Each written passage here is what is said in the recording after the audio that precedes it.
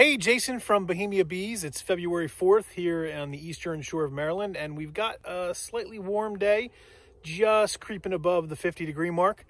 The bees are out doing cleansing flights, bringing out the dead.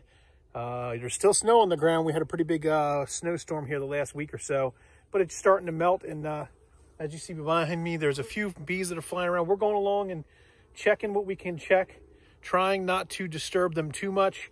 We don't want to pull any frames out or break too far into these colonies. We want to let them continue to keep maintaining that temperature inside. But we're going to check to see if there's still an active cluster, if they're moving about, and give you a couple tips on what you should look for if you're a beekeeper that's overwintering colonies here in the eastern shore of Maryland or Maryland region. We're going to take a look at this colony here. All right, so we're going to look at this colony here on the end. One of the things that I'll point out is that most beekeepers who overwinter bees notice that the first warm day that you come out and look at your colonies, you'll see a lot of what is basically bee poop. So if you look on the top, you see a lot of bee poop splattered about. Don't be too alarmed by this. It could mean that they're doing a lot of cleansing flights. You might want to test for nosema. And there are products you can use as well to help ensure that they get their guts cleaned out, get in proper order, because they've been cooped up inside and they haven't been able to poop. So you'll see a lot of that on the tops of hives. If you see an excessive amount, meaning that there's, they can't even hold their bowels as they're coming out of the landing board on the front. I would say then maybe you want to check for and test for and treat for nosema. But this is just part of the process, right? So if you haven't been able to go to the bathroom and you're cooped up inside for a long period of time, you would do the same thing as soon as you exited out. It's another reason that I talk to beekeepers who plant flowers for their forage for their bees during the springtime for the nectar flow. Bees come out of the hive, they circle clockwise twice to orient against the sun, and then they go foraging for the nectar and pollen. But bees don't typically, within 10 to 15 yards of their hive, forage on the flowers that you plant. So if you've got a small backyard and you have a few backyard hives and you want to plant some flowers thinking the bees will work them, I think if they get desperate, they will. But a lot of times they will not. Why? Because they don't eat where they poop, right? So if they come out of the hive and they defecate because their poop, is cooped up, then they're not going to want to eat in that same place. Okay, makes sense to me. So this is what you would do if you're working a colony for winter. You want to first, as I mentioned, make sure that their bottom board is not clogged up with dead bees, because if their entrance gets blocked up, they won't be able to bring out that dead bees that are on the bottom board, and they won't be able to escape, therefore trapping them in their own hive. So let's go ahead and clean that bottom board out. Okay, so in this hive, we're using a Bee Smart bottom board and a slatted rack above that. And then we have a brood box that's been coated with a special coating that we're testing out for a warmth during the winter instead of wrapping colonies. So that's another video. But what I want to do is I want to come down and I want to make sure, it looks like they're already bringing some bees out. I want to take a look inside to make sure the bees are not clogging up that entrance. And you can easily do that by just popping off the entrance reducer that we have here. My chickens want to be on my video.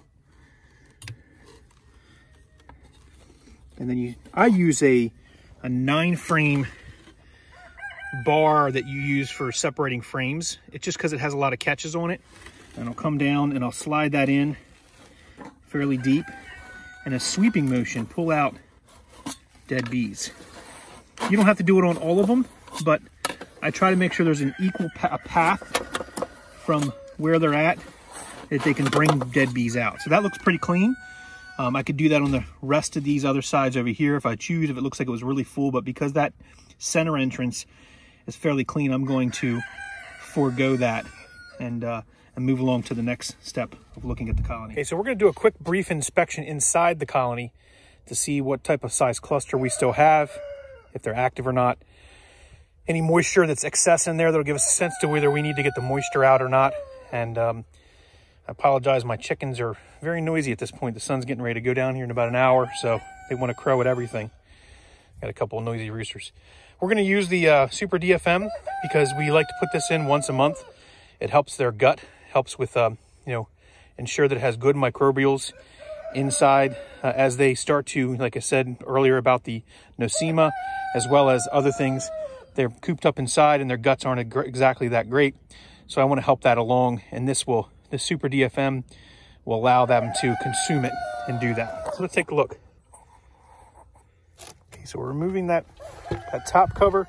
I use an inner cover of the foam to help keep the heat in.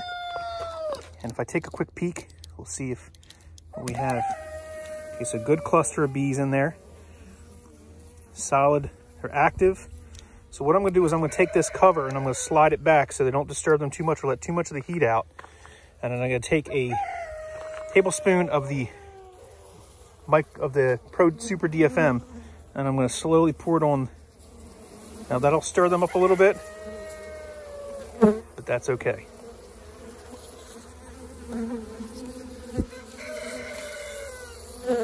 And I'm just giving them enough to feed on. Pull that lid and put it back before they get too worked up. Put that cover back on.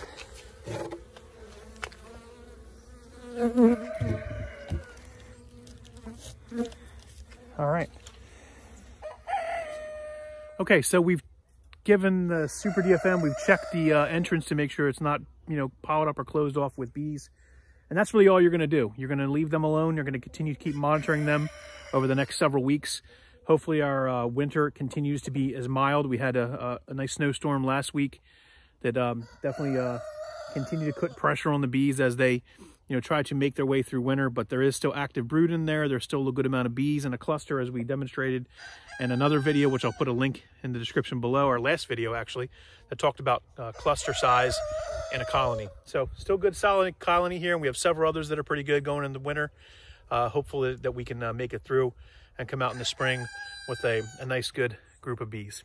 Thanks for watching. Appreciate everyone sharing the channel and subscribing to the channel, following us on social media as we continue to learn about the bees, share the bees and our information and experience about the bees to our community. So thanks for watching. Make sure you subscribe, share, like, and check us out on online and get a lot of merchandise that we have, some Bohemia Bee merchandise, equipment, tools. Reserve your nuke colony if you haven't already. We're running out actually, so if you need to still do that, make sure you do that. We are sold out already on the overwintered nukes as well as the 3-pound packages. So we'll have them again next year, so make sure you get in line early next year. But we definitely are selling out pretty quick as people are starting to get involved with bees. Thanks for watching, everyone. Appreciate it. Remember, here at Bohemia Apiary, beekeeping is definitely more than a hobby. It's an obsession. Thanks for watching.